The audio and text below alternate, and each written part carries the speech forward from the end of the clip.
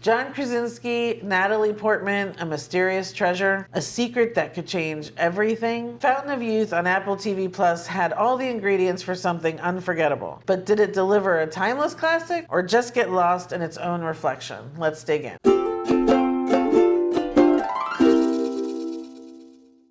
Hello, everyone. Hi, everybody. I'm Danny. I'm John. This is our Charmed Midlife, and this week we are talking about the new movie on Apple TV Plus called Fountain of Youth.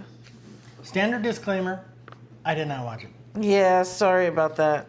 I'm here to sit here and look pretty. And you do. Oh, thanks. Okay, so this movie was directed by Guy Ritchie. It stars John Krasinski, Natalie Portman, Domhnall Gleeson, some other people in there that I didn't write their names down, and I'm sorry. Perfect. So this is, what I wrote is Indiana Jones meets National Treasure meets The Mummy, in a way. Oh, my. Here's the thing. Well, there's always a thing.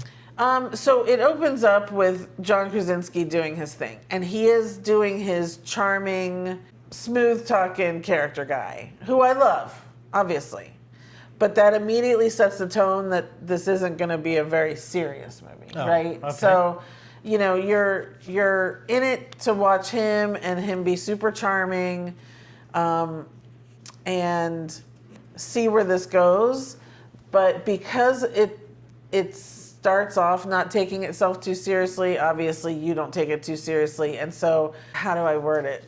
It's just different. Like when you're in Indiana Jones and, you know, in the very beginning when he's switching out the idol, things are serious. You know, no one's making a joke and that sort of thing. So even as ridiculous as the rest of the movie may be, you know the tone is set for that. So this one, it's like, okay, this is going to be ridiculous. It's going to look ridiculous. And that's okay, because everyone's kind of in on it type thing. Okay. Right? Okay.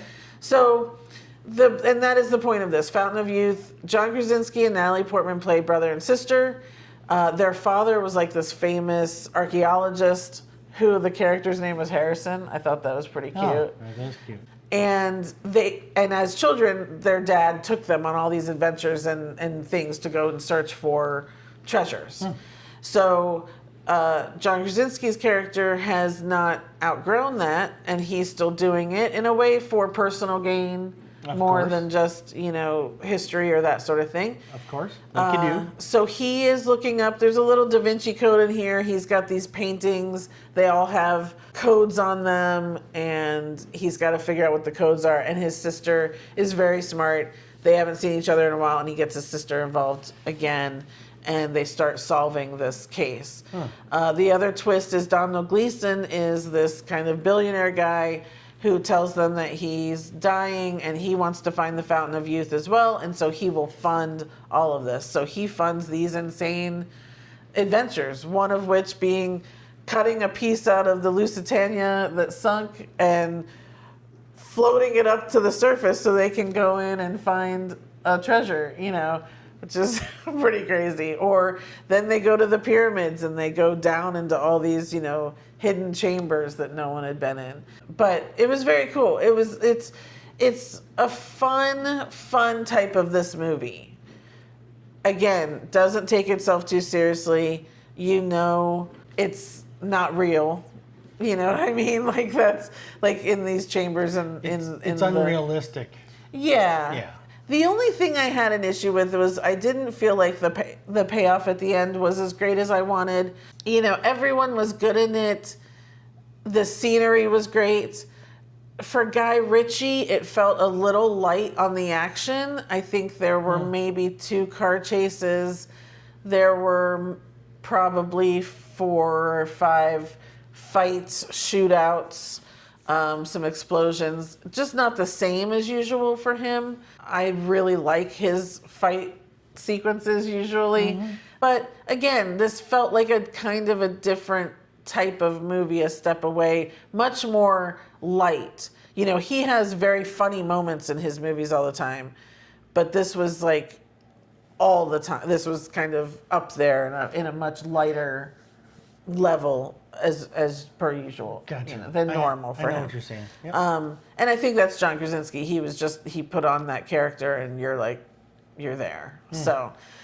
So it worked. Is it something that I think everyone needs to go and see and it's going to be an instant classic? No, it's not. And does it hold up to any of these other movies that I mentioned? It doesn't. It's not going to live on in infamy and be one of those classic treasure-seeking movies. It's just not. But it was fun for a weekend to watch, you know, and that's kind of, I think it came out on Memorial Day weekend because they thought maybe people would be home, and if you just want something to watch for a couple hours, then you're good to go. Yeah. So you're saying if a person has 2 hours this weekend, Memorial Weekend, to watch something, if you're a huge John Krasinski fan or Natalie Portman fan, maybe.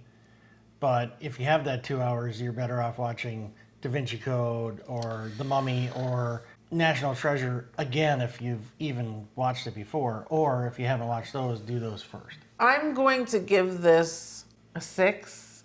Oh my.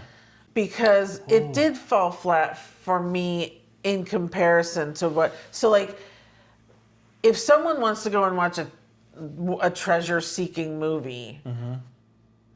To me, this wouldn't even make the list of suggestions that I would give them out of all of those others. Wow, okay. So all I'm saying is that if you've seen all those others and you feel like a light movie, this is the one for that. It's not, you aren't going to watch this for, I mean, it's got great locations. It looks great. It really does. Guy shot a very nice looking, all the costumes are great. The locations are really cool. It's just kind of frivolous for that kind of movie. That's all I'm saying. At least that's what I got out of it. I gotcha. So if you love those other movies, kind of like me, you'll probably be like, oh, that didn't hold up to those at all. It's Apple TV Plus. They still might bring out a second one of these. You know, I don't know. And I would watch it. Like, I didn't not enjoy myself watching this. I'm giving it a 6 only because in comparison, it doesn't hold up as a usual Guy Ritchie movie for me. And because in comparison to what I thought I was getting into. I thought I was getting into kind of a real cool national treasure type thing. Even though I knew it was international. I love John Krasinski. Trust me. He's at the top of my list. Trust me, she loves John Krasinski. So it's not easy for me to say that I'm probably not going to go back and watch this movie again. And if I do, there'll be some reason, like maybe there is a sequel coming out and I want to refresh my memory. So that's it. But it is a fun time. So if you have time on a weekend and you have nothing to watch, I say watch it. You're not going to regret it. It doesn't waste your time at all. It's fun. That's it. Just understand the bar is very low.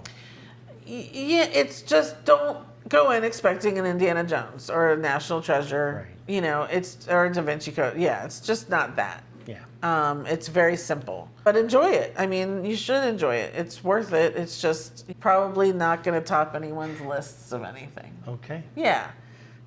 Don't know how much more I can say about that. Anyway, that's it for now. That is Fountain of Youth. Like this video if you can. Please subscribe. We have lots more coming out over the next few weeks. And that's it. Thank you so much for watching. We will see you next time. Bye, everybody. Bye.